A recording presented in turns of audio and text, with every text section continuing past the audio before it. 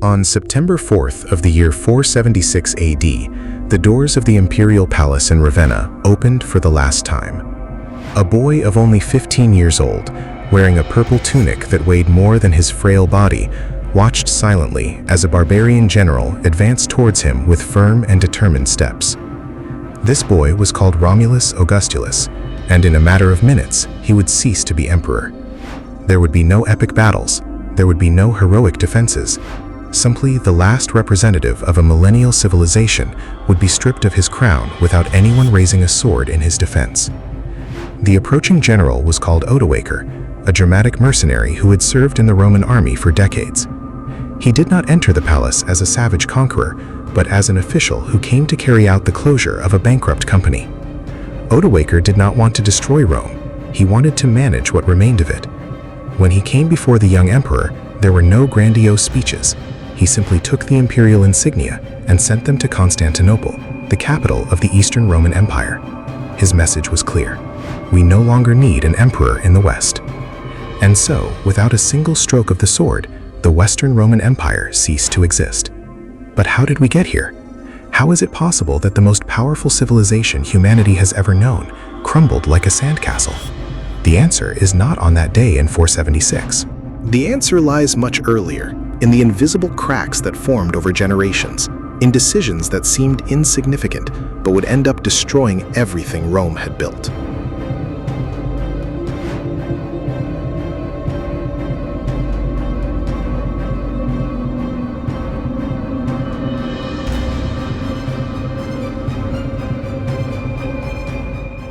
To understand how Rome fell, we first need to understand what made it great. It wasn't just its military might, although its legions were the most formidable force the ancient world ever knew. It wasn't solely its engineering genius, although the Romans built aqueducts and roads that still stand a test of time. It wasn't exclusively its law, although Roman law continues to be the basis of the legal systems of much of the Western world. The true secret of Rome was its extraordinary capacity for integration. Rome was not content with conquering peoples, it Romanized them. A Gaul, a Hispanic, a Syrian, and Egyptian all could become Roman citizens, participate in politics, serve in the legions, and in time even reach the imperial throne. That was the genius of Rome, transforming its enemies into Romans.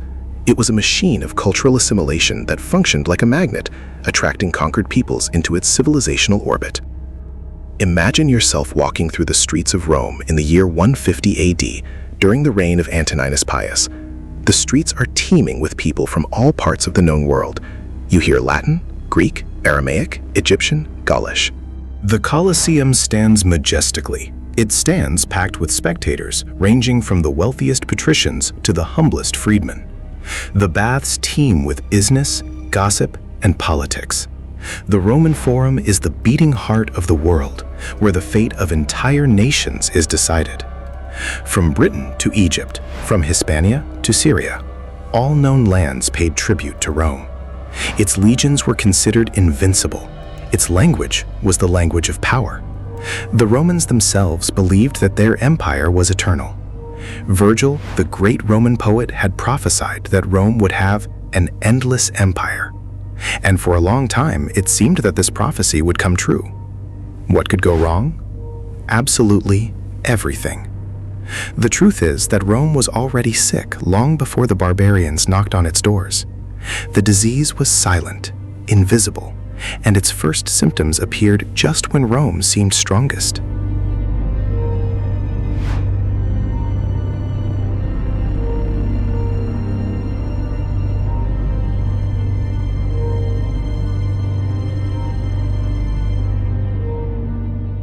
The first serious symptoms of the Roman disease manifested themselves during what historians call the crisis of the 3rd century, a 50-year period between 235 and 284 that almost completely destroyed the empire. It all began when Emperor Alexander Severus was assassinated by his own soldiers.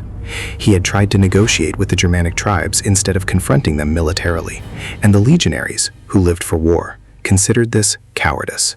They assassinated him and proclaimed a new emperor, Maximinus Thrax, a giant of barbarian origin. This assassination triggered a chain reaction that plunged Rome into 50 years of absolute chaos. During these 5 decades, more than 50 men claimed the title of emperor. Some lasted for years, others only months, and most ended up assassinated by their own soldiers. On average, Rome had 1 emperor per year. The imperial succession turned into a bloody game of Russian roulette. Each new emperor needed to prove his military worth quickly, launching costly campaigns that strained the economy. When they failed, they were killed. When they succeeded, they created rivals. As politics deteriorated, the Roman economy spiraled downward. The gold and silver mines began to run dry. Emperors, desperate to pay their armies, began to adulterate the currency. A coin that in the 1st century contained 95% silver, in the 3rd century contained only 5%. The rest was cheap metal. The result was runaway inflation. Prices skyrocketed. Trade collapsed. Cities rapidly impoverished. The middle class, the backbone of Roman society, was virtually annihilated. People began to abandon the cities and return to the countryside, where they could grow their own food. The streets were empty and the buildings in ruins. But the crisis was not only economic and political, it was also military. While Rome bled internally, its external enemies grew in power and audacity.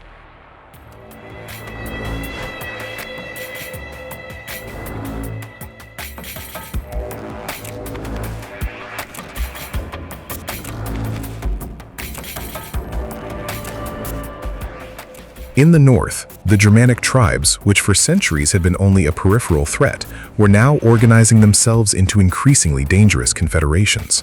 Goths, Vandals, Franks, Alemanni.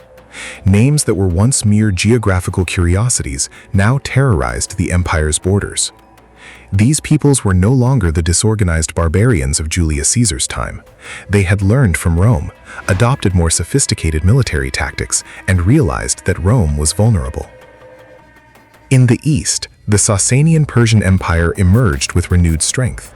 The Persians were not unknown enemies, but the Sasanians were different, more organized, more centralized, and more aggressive. They represented an existential threat to Rome's eastern provinces. And then came the year 260, a year the Romans would never forget. Emperor Valerian was captured in battle by the Persians. For the first time in history, a Roman emperor fell prisoner to a foreign enemy. The Persian king Shapur I used Valerian as a human stepping stone to mount his horse, and when the emperor finally died, his skin was flayed, dyed red, and displayed in a Persian temple as a trophy. Imagine the shock for the Romans. The emperor, the man they considered almost a living god, reduced to an object of scorn. Rome's invincibility had been broken forever. The myth of Roman invincibility was shattered. In this context of multiple crises, Rome needed a savior, and he came in the form of a Dalmatian soldier of humble origins who rose to power through his military prowess. His name was Diocletian.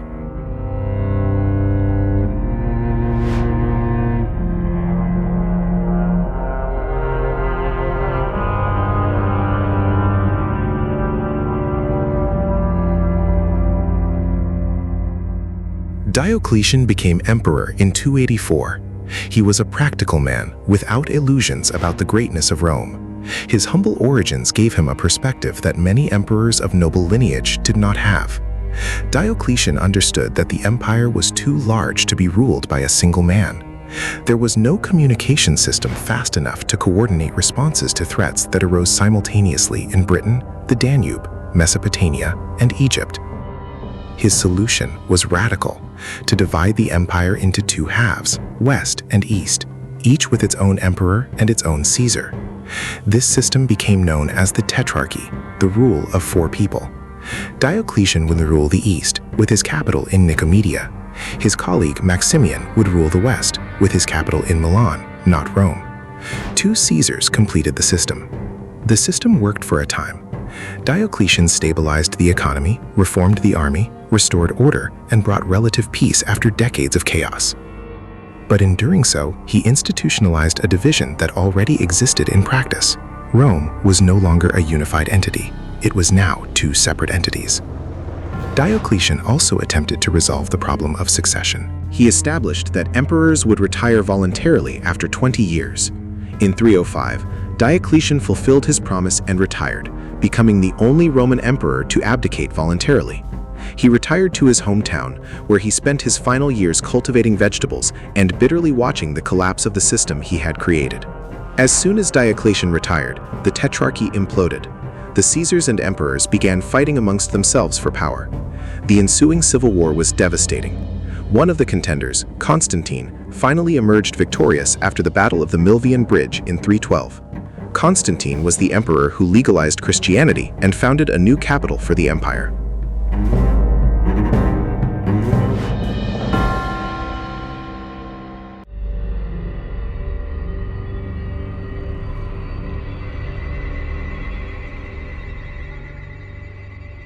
Constantine understood something that Diocletian had perceived but lacked the courage to implement. Rome, the city, was no longer the center of the empire. The West was in economic, cultural, and demographic decline. The East was rich, populous, and prosperous. Constantine decided to build a new capital that reflected this new reality. He chose the ancient city of Byzantium, located on the Bosphorus Strait. The location was strategically perfect, easily defensible, with access to the sea, and located in the heart of trade routes. Constantine rebuilt the city from scratch, investing immense resources. In 330, he inaugurated it as Constantinople, the city of Constantine. The new capital was endowed with all the symbols of Roman power: forum, senate, palaces, hippodromes, aqueducts, churches. But culturally, the city was different. The predominant language was Greek, not Latin. The culture was more Orientalized. Christianity was more central to public life. What Constantine did, in practice, was to formalize the divorce between the two halves of the empire. The East was no longer a distant province. It was now the center of imperial power. And the West became a peripheral province, governed by increasingly weak emperors and dependent on barbarian generals. This divorce had profound consequences. While the West faced invasions and collapses, the East became increasingly rich and powerful. Eastern emperors could observe the difficulties of the West with indifference, as they saw their Western counterparts as rivals, not as allies. When the West finally fell in 476, the East made no effort to save it. For Constantinople, the fall of the West was not a tragedy, it was an opportunity.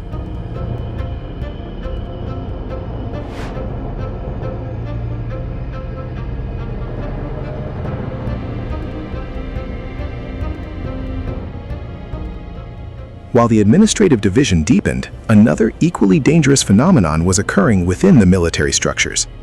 The Roman army, the backbone of the empire, was transforming into a foreign force. During the Republic, the legions were composed of Roman citizens. These men fought for Rome because it was their homeland.